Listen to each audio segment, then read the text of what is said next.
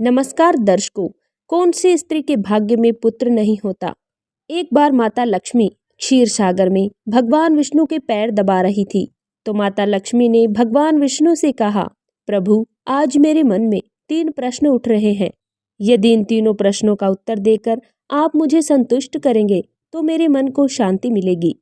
तब भगवान विष्णु कहते हैं कि हे देवी, तुम्हारे जो भी प्रश्न हैं वो निसंकोच होकर पूछो, मैं तुम्हारी शंका का निवारण अवश्य करूंगा। तब माता लक्ष्मी कहती है, प्रभु वह कौन सी स्त्री है जिसके भाग्य में पुत्र नहीं होता, और वह कौन सी स्त्री है जो समय से पहले ही विधवा हो जाती है। मेरा तीसरा प्रश्न ये है, स्त्री का वह कौन सा श्रृंगार है जिसको करने से स्त्री को स्वर्ग लोक में स्थान प्राप्त होता है। तब भगवान विष्णु कहते हैं कि हे देवी, आपने बहुत ही उचित प्रश्न किए हैं। तुम्हारे इन तीनों प्रश्नों का उत्तर देना अति महत्वपूर्ण है। इन प्रश्नों का उत्तर संसार के कल्याण के लिए है। जो भी मनुष्य इन्हें ध्यान से सुनता है उसे पृथ्वी लोक पर संपूर्ण सुख प्राप्त होते हैं और मृत्यु के बाद उसे मेरे लोक की प्राप्ति होती है। विष्णु देवी लक्ष्मी से कहते हैं कि हे देवी, आज मैं तुम्हें एक अत्यंत पवित्र कथा सुनाता हूँ। इस कथा के माध्यम से तुम्हारे सभी प्रश्नों का उत्तर तुम्हें प्राप्त हो जाएगा, लेकिन तुम्हें इस कथा को पूरा ध्यान से सुनना होगा। तब देवी लक्ष्मी कहने लगी, प्रभु मैं आपको वचन देती हूँ कि इस कथा को मैं पूरे मन और लगन से सुनूंगी। तो दोस्तों, आप सभी से एक विनती है कि आप भी इस कथा को पूरा जरूर सुने। इसे आधा अधूरा सुनना पाप माना जाता है। कथा शुरू करने से पहले कमेंट में जय माँ लक्ष्मी और जय श्री हरि विष्णु अवश्य लिखें। साथ ही वीडियो को लाइक करना न भूलें। तो चलिए आरंभ करते हैं।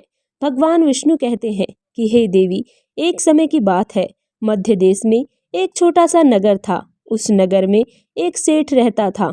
उस सेठ के 2 पुत्र थे और सेठ ने दोनों बेटों का विवाह भी कर दिया था। सेठ के घर में किसी चीज की कोई कमी नहीं थी, किंतु सेठ की पत्नी का स्वभाव अत्यंत ही दुष्ट था। सेठ की पत्नी और सेठ के बड़े बेटे की पत्नी का दोनों का ही स्वभाव दुष्ट था। सेठ की पत्नी अपनी बड़ी बहू का तो बहुत लाड प्यार करती थी, किंतु छोटे बेटे की पत्नी के साथ बुरा व्यवहार करती थी। घर की सबसे छोटी बहू अर्थात छोटे बेटे की पत्नी बहुत ही अच्छे स्वभाव की थी। ईश्वर पर श्रद्धा रखने वाली पतिव्रता नारी थी। इतना अच्छा स्वभाव होने के बाद भी उसकी सास उसके साथ बुरा व्यवहार करती थी, उसका हमेशा अपमान करती थी। इसके पीछे का कारण बस इतना ही था कि बड़ी बहू को एक पुत्र था और छोटी बहू ने एक पुत्री को जन्म दिया था। पुत्री को जन्म देने के कारण सेठ की पत्नी अपनी बहू को बार बार ताना मारा करती थी, लेकिन वह बेचारी कर भी क्या सकती थी। जो भाग्य में लिखा होता है वही होता है। भगवान विष्णु कहते हैं कि हे देवी, अब मैं तुम्हें छोटी बहू की कहानी सुनाता हूँ। इस पर तुम्हें पहले प्रश्न का उत्तर प्राप्त हो जाएगा कि वह कौन सी स्त्री है जिसको पुत्र की प्राप्ति नहीं होती। हे देवी, सेठ की जो पत्नी थी वह पहले से ही दुष्ट और कुटिल स्वभाव की थी। उससे उसकी सास भी परेशान थी। सेठ की पत्नी अपनी छोटी बहू को सबसे ज्यादा दुख देती थी।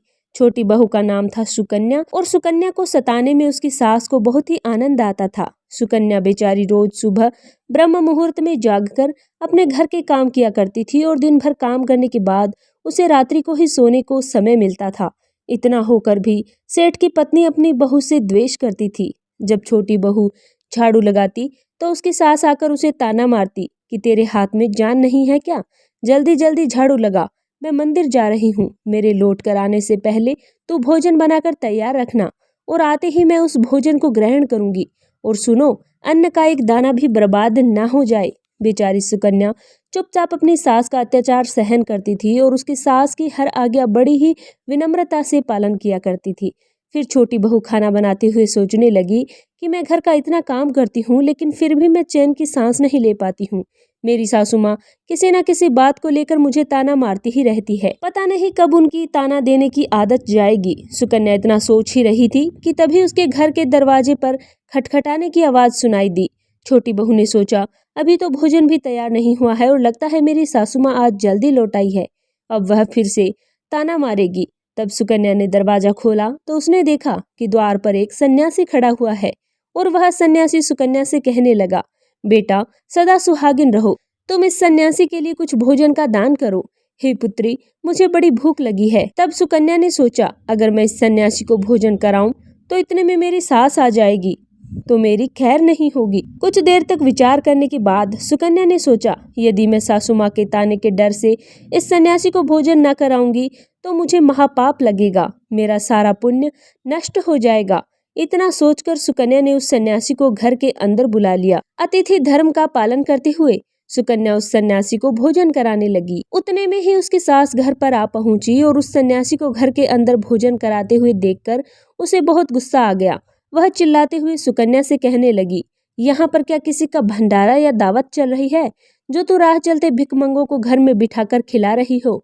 सुकन्या ने अपनी सास से विनती की, लेकिन सुकन्या की सास ने बहू की एक नहीं सुनी और उसकी सास ने उस सन्यासी को घर से बाहर निकाल दिया और उसके भोजन को उठाकर कचरे में फेंक दिया।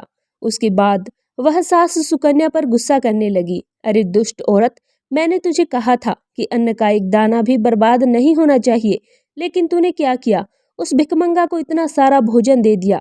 सुकन्या डरते डरते बोली, सासू माँ, मैंने सन्यासी को अपने हिस्से का भोजन दिया है, इसमें आखिर इतना गुस्सा होने की क्या बात है।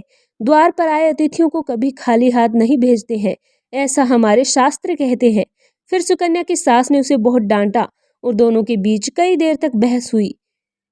सुकन्या के दुष्ट सास ने गुस्से में आकर सुकन्या को धक्के मारकर घर से बाहर निकाल दिया और घर का दरवाजा बंद कर दिया। सुकन्या देर तक घर के मुख्य द्वार के सामने खड़ी रही और अब बाहर से अपनी सास को आवाज देने लगी। सुकन्या की सास ने एक नहीं सुनी और उसे घर के अंदर आने नहीं दिया।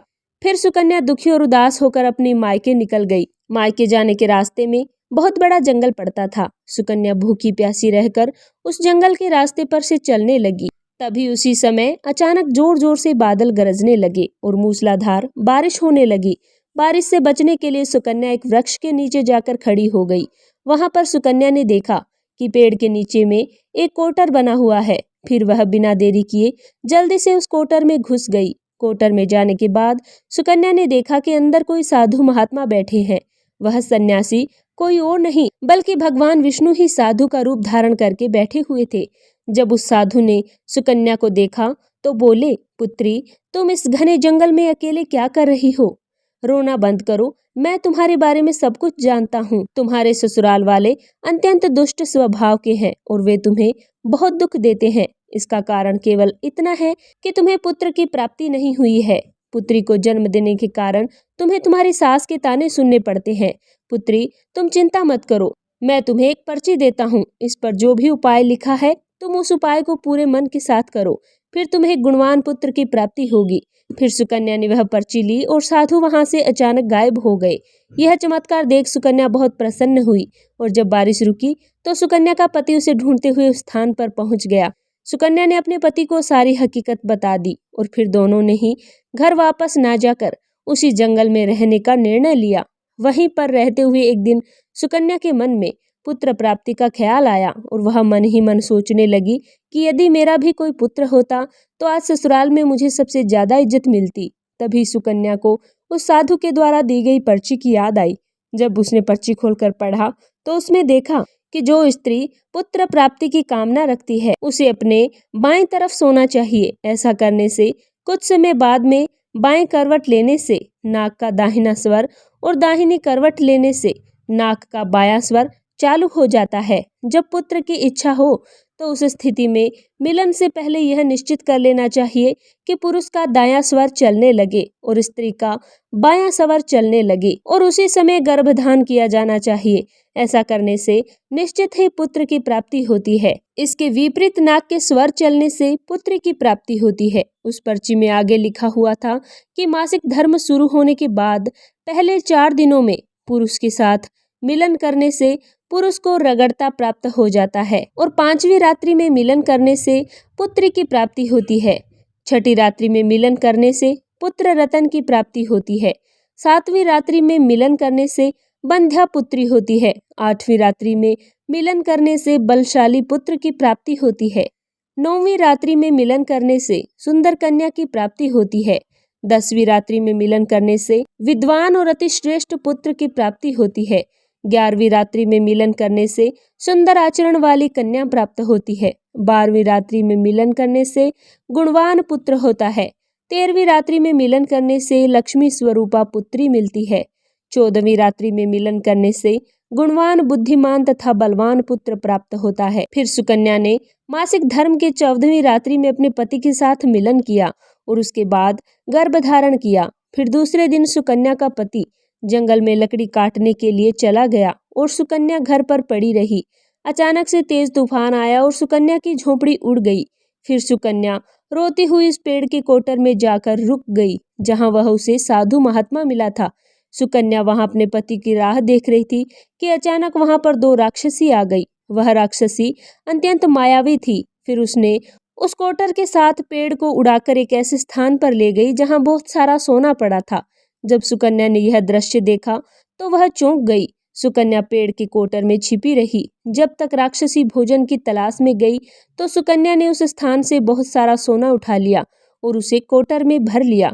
जब वह राक्षसी लौट आई तो फिर से पेड़ पर बैठकर वो उस पेड़ को उड़ाकर उसी जंगल में आ गई। राक्षस के जाने के बाद सुकन्या वह सारा सोना लेकर अपने पति के पास चली गई और उसे सारा सोना दे दिया। फिर पति और सुकन्या दोनों अपने ससुराल लौट गए। वहां जाकर उसने अपनी सास को वह सोना दिया और हकीकत बता दी, जिसे सुनकर उसकी सास को बहुत गुस्सा आया और बोलने लगी, अरे मूर्ख, तू बस इतना ही सोना लेकर आ गई, इतने सोने से क्या होगा? मैं होती तो बहुत सारा सोना लेकर आ जाती। फिर उसकी सास भी उस जंगल के कोटर में जाकर छिप गई और राक्षसों की राह देखने लगी। तभी वह 2 राक्षसी वहां पर आई और उन्होंने इस कोटर को उखाड़कर एक बर्फीले पहाड़ पर ले गई। वह देखकर सास बहुत क्रोधित हुई और बोलने लगी कि ये कहाँ लेकर आई हैं? यहाँ तो बस बर्फ और मिट्टी है। तभी उन राक्षसों की आवाज सुनी और देखा तो एक बूढ़ी औरत पेड़ के कोटर में छिपकर बैठी है। फिर उन्होंने उसको बाहर निकाला और उस बर्फीले पहाड़ पर फेंक दिया। जमीन पर गिरते ही उसकी मौत हो गई। उधर सुकन्या बड़े आनंद के साथ रह रही थी, लेकिन सुकन्या की सास कभी नहीं लौटी। तो सुकन्या ने जाकर उस कोटर में देखा, वहां पर उसकी सास नहीं थी। उसे समझ आ गया कि लालच के कारण उसकी सास की मृत्यु हो गई है। भगवान विष्णु कहते हैं कि हे लक्ष्मी, जिस स्त्री को पुत्र की प्राप्ति की कामना है उसे मैंने सुकन्या को दी हुई है। पर्ची में बताए उपाय जरूर करने चाहिए। और तुम्हारा दूसरा प्रश्न ये था कि किस कारण से स्त्री जल्दी विधवा हो जाती है। तो जो स्त्री अत्यधिक लालच करती है वह स्त्री जल्दी विधवा हो जाती है। और जो स्त्री चरित्र का गहना पहनती है उसे मृत्यु के पश्चात भी स्वर्ग की प्राप्ति होती है। एक स्त्री को अपने चरित्र का त्याग कभी नहीं करना चाहिए। तो दोस्तों, इस प्रकार से भगवान विष्णु ने माता लक्ष्मी को ये कथा सुनाई। उम्मीद है आपको ये कथा पसंद आई होगी। वीडियो को लाइक करें और ऐसी ही अन्य कथा सुनने के लिए हमारे चैनल को सब्सक्राइब कर लें। जय श्री हरि विष्णु। धन्यवाद।